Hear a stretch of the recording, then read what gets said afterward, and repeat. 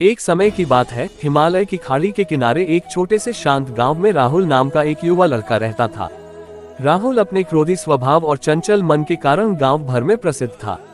उसका मन हर समय विचारों से भरा रहता था।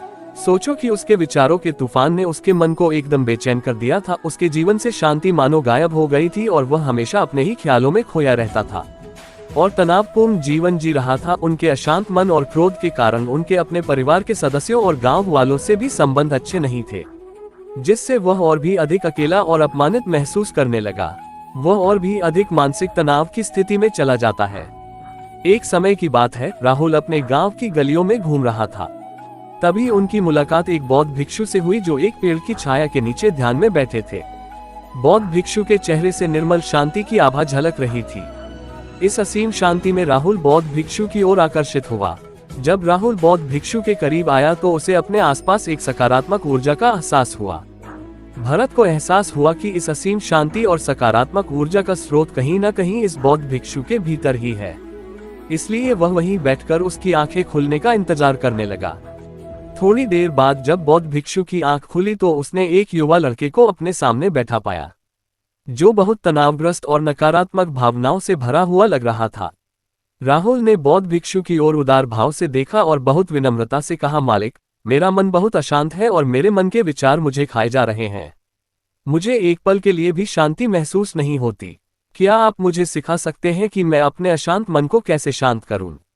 बौद्ध भिक्षु ने राहुल की पीड़ा को समझते हुए करुण दृष्टि से देखा और कहा, मेरे प्यारे बच्चे, मैं तुम्हें एक कहानी सुनाना चाहता हूं। इस कहानी में मानसिक शांति और खुशी के रहस्य छिपे हैं। क्या आप कहानी सुनना चाहेंगे? राहुल ने हाँ में सिर हिलाया और पूरी एकाग्रता से कहानी सुनने को तैयार हो गया। उनके अंदर जिज्ञासा चरम पर थी। वो कहानी सुनने को बेताब था। बहुत समय पहले की बात है, एक नगर में शक्ति नाम का एक आदमी रहता था। शक्ति बेहद महत्वाकांक्षी व्यक्ति थे और उन्हें हर काम में लोगों से मदद की जरूरत पड़ती थी। यदि उसे किसी से असफलता और बुराई सुनने को मिलती थी तो वह गहरी चिंता और तनाव में चला जाता था। उनका मानना था कि सफलता और भौतिक शक्तियां वांछित खुशी देंगी, लेकिन वह जितना सफलता और प्रशंसा के पीछे भागता था उतना ही मानसिक तनाव में डूबता जाता था। लेकिन अचानक शक्ति का सामना उस समय के मशहूर बौद्ध भिक्षु से हो गया, जिसका नाम महाकौशल था। महाकौशल अपने शिष्यों को ध्यान की शिक्षा देते थे और वह स्वयं एक बहुत ही ध्यानमग्न और प्रबुद्ध व्यक्ति थे। महाकौशल की अद्भुत एकाग्रता से प्रभावित शक्ति ने उनसे अपने भटकते मन को शांत करने का उपाय जानना चाहा। शक्ति ने कहा कि महंत, मैं हमेशा सफलता के पीछे भागता हूँ और लगातार अधिक हासिल करने की कोशिश करते हूँ, फिर भी मुझे कोई क्षणिक संतुष्टि या आत्मसंतुष्टि नहीं मिलती। इस निरंतर बेचैनी के बीच मैं शांति कैसे पा सकता हूँ? बौद्ध भिक्षु ने करुण दृष्टि से उसकी ओर देखा और उत्तर दिया, आपका मन एक अशांत नदी की तरह है जो हमेशा बहती रहती है। आप कभी भी शांत नहीं रह सकते, इसलिए इस अशांत मन को शांत करने के लिए आपको अपने विचारों को बिना किसी रुकावट के जाने देने की कला सीखनी होगी। शक्ति को आश्चर्य हुआ और उसने पूछा कि मैं अपने विचारों को कैसे जाने दूं? आखिर मैं भी तो अपनी इच्छाओं और महत्वाकांक्षाओं से बंधा हुआ हूं। ये सुनकर बौद्ध भिक्षु मुस्कुरा दिए। बौद्ध भिक्षु कहा, कल्पना करें कि आपके हाथ में पानी का एक गिलास है। अब आप इसे जितनी देर तक पकड़कर रखेंगे यह उतना ही भारी होता जाएगा, और अगर आप इसे काफी देर तक पकड़े रहेंगे तो आपके हाथ में दर्द होने लगेगा। लेकिन अगर आप उस पकड़ को ढीला कर दें और छोड़ दें तो आपका बोझ खत्म हो जाएगा। राहुल ने पूरी कहानी और उसका संदेश ध्यानपूर्वक सुना।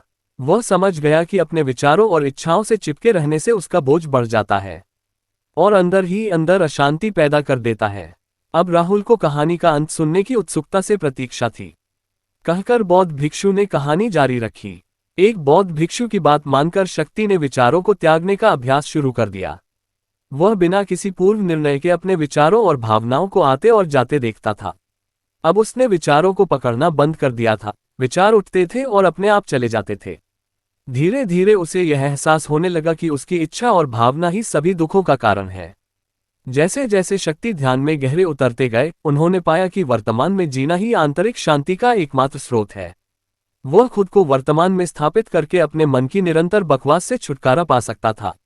धीरे धीरे शक्ति का मन एक शांत झील की तरह हो गया जो बाहरी दुनिया को अपने अंदर प्रतिबिंबित करती है। उन्होंने जीवन की सादगी में संतोष को अधिक महत्व दिया और भौतिक संपत्ति के प्रति अपना लगाव छोड़ दिया। जैसे ही शक्ति में ऐसे बदलाव की खबर लोगों के बीच फैली, दूर दूर से लोग मार्गदर्शन लेने आने लगे। लोगों को विचारों को मुक्त करने की कला सिखाना और उन्हें अपने भीतर शांति खोजने के लिए मार्गदर्शन करना, वह लोगों के बीच शांति और ज्ञान का प्रतीक बन गया। शक्ति और साधु की कहानी समाप्त कर महाकौशल बौद्ध भिक्षु कुछ देर के लिए चुप हो गए ताकि इस कहानी का अर्थ राहुल के मन में अच्छी तरह बैठ जाए। राहुल ने बौद्ध भिक्षु की ओर देखा तो उनकी आंखों में अब एक नई समझ दिखाई दे रही थी।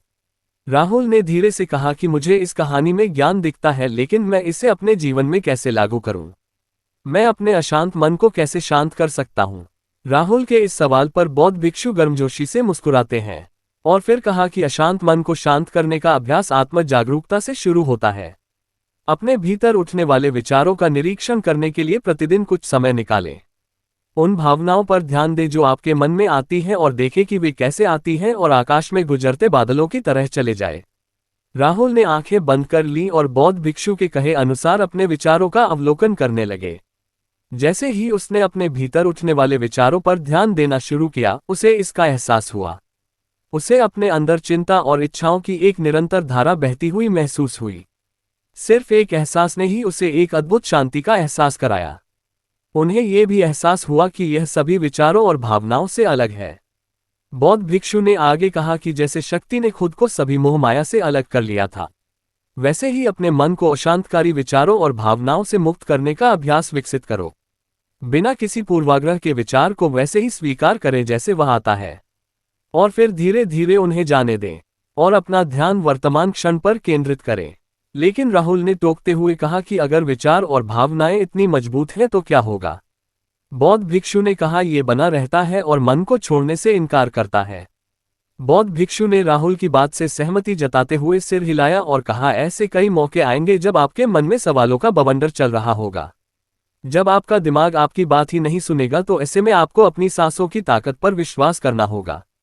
एक बार फिर भिक्षु ने राहुल से कहा अपनी आंखें बंद करो और अपनी सांसों पर ध्यान केंद्रित करने के लिए अपने पेट को ऊपर उठता हुआ और मथता हुआ महसूस करें। बौद्ध भिक्षु ने बताया कि जब भी आपका मन अशांत हो तो तुरंत अपनी सांसों पर लौटाएं। सांस की वाद्य गति आपको तुरंत वर्तमान के चरणों में वापस खींच लेगी और आपको शांति का अनुभव कराएंगी। एक बौद्ध भिक्षु के निर्देशानुसार आने और जाने वाली सांसों पर ध्यान केंद्रित करने का प्रयास करें। इस छोटे से व्यायाम से उन्हें मानसिक शांति का अनुभव हुआ। उसे याद आया कि उसकी सांसें हमेशा उसके साथ थी, जो उसे वर्तमान क्षण की याद दिलाती थी, आराम और शांति लाती है। राहुल के इस विकास को देखकर बौद्ध भिक्षु मंद मंद मुस्कुराए और बोले मेरे प्रिय, बेचैन मन को शांत करना एक ऐसा अभ्यास है जिसमें बहुत प्रयास और दृढ़ इच्छाशक्ति की आवश्यकता होती है। क्योंकि लगातार व्यायाम से मांसपेशियां मजबूत होती हैं, उसी तरह नियमित अभ्यास से मन भी शांत होता है। स्वीकृति में सिर हिलाते हुए इस बौद्ध भिक्षु को धन्यवाद देते हुए उन्होंने वादा किया कि आज से वह अपने अशांत मन को शांत कर सकेंगे और अपनी गैर शक्तियों को मुक्त कर सकेंगे।